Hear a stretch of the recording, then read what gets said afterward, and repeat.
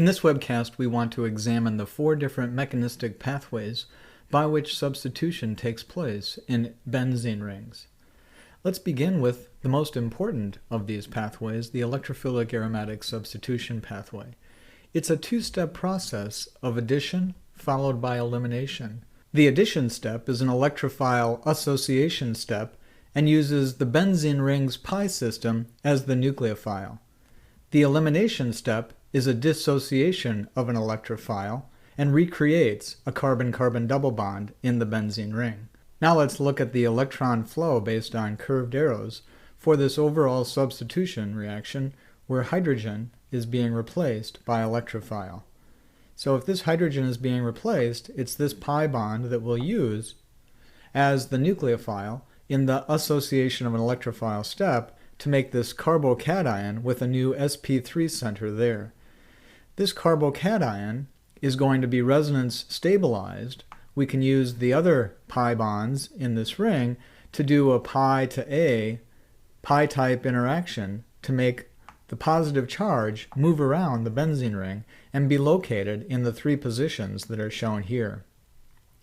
The final set of curved arrows involve dissociation of electrophile to recreate the new carbon-carbon double bond in the benzene ring, completing the overall mechanism. Molecular orbital diagrams reveal the electronic features of this carbocation intermediate.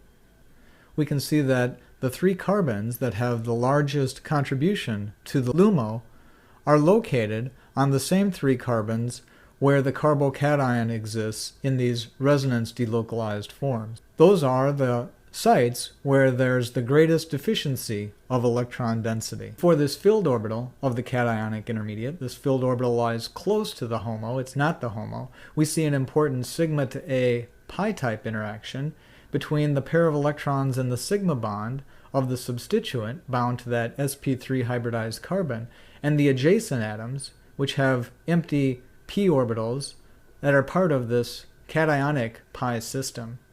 This is a stabilizing interaction. It's a donation of the electrons in that sigma bond to that empty orbital in that cationic pi system.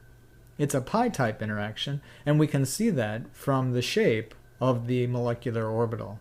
Now let's look at the pathway for the second substitution reaction. This one's known as nucleophilic aromatic substitution.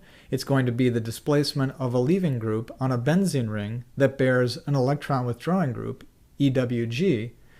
That leaving group is going to be displaced or substituted with an incoming nucleophile to make the resulting substitution product shown here. It follows an addition-elimination reaction pathway that involves an intermediate that's an anionic intermediate and that's resonance stabilized. If we look at the curved arrows, we're going to see that there's a nucleophile addition to a polarized pi bond. The polarized pi bond is polarized by the electron withdrawing group on the benzene ring.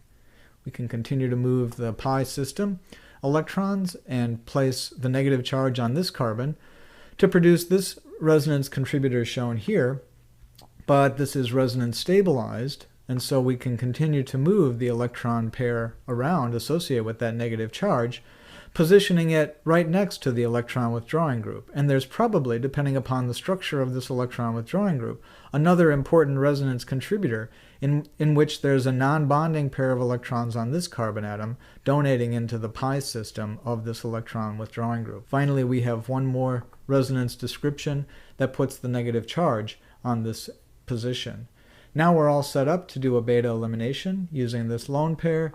We'll kick out the leaving group and make the substitution product. Let's take a look at the molecular orbital diagrams of this anionic intermediate. If we take a look at the highest occupied molecular orbital, we see the locations where the electron density exists in this negatively charged intermediate. The coefficients are largest on the 3 atoms that we see in the resonance form bear the negative charge. And so those 3 atoms match up with the locations of the electron density of this highest occupied molecular orbital.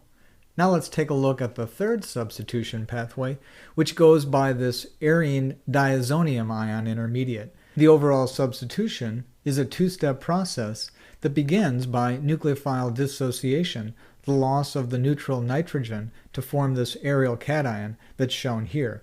Notice this carbon is unsubstituted. It's an sp hybridized carbocation in an aryl ring. The next step is the capture of this carbocation with the incoming nucleophile.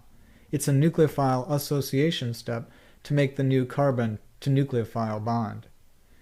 If we look at the geometry of this aryl cation, you can see that even though it's a six-membered ring, there's an attempt to linearize the three carbon atoms that are associated with the aryl cation. If we look at the lowest unoccupied molecular orbital, we'll see that the greatest electron deficiency does indeed reside on that carbon, but notice that the LUMO is positioned perpendicular to the pi system. This LUMO is not part of the pi system. There is no resonance delocalization of that carbocation. Overall, this substitution pathway reminds us of the SN1 process then, where there's a nucleophile dissociation followed by a nucleophile association.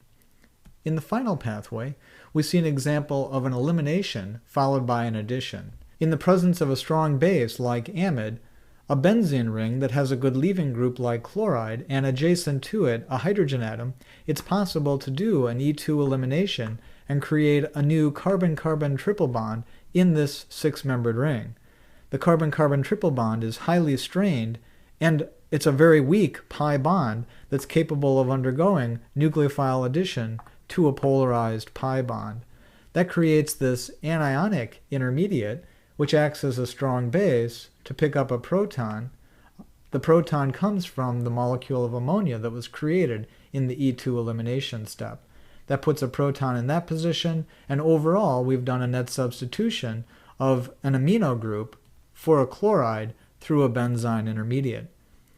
If we look at the lowest unoccupied molecular orbital of benzyne, we can see why it's such a good electrophile. The large lobes signify that there's a very large electron deficiency that's in the plane of the six-membered ring. That's a pi bond that's capable of undergoing nucleophile addition to a polarized pi bond. In this webcast, we've seen the four different substitution pathways of benzene rings. Each of these pathways follow elementary steps that we've previously seen before, not for benzene, but for other systems. We've put these sequence of elementary steps together in different ways and come up with the four different types of substitution in benzene rings. In the next webcast, we'll see how the substituents on the benzene ring can influence and stabilize the intermediates that are generated in these four different pathways.